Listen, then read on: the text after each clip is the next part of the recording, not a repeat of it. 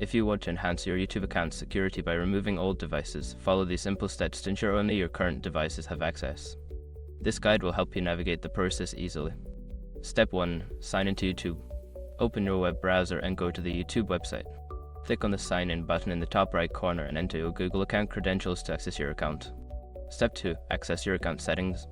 Once signed in, click on your profile picture in the top right corner. From the drop-down menu, select Settings to open your account settings page. Step 3. Navigate to Security Settings. In the Settings menu, look for the Security option on the left-hand side.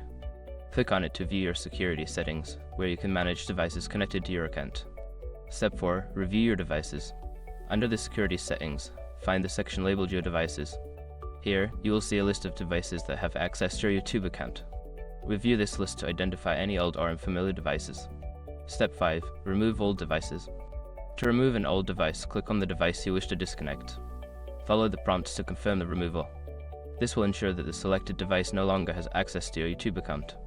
By following these steps, you can keep your YouTube account secure and ensure that only your current devices are connected.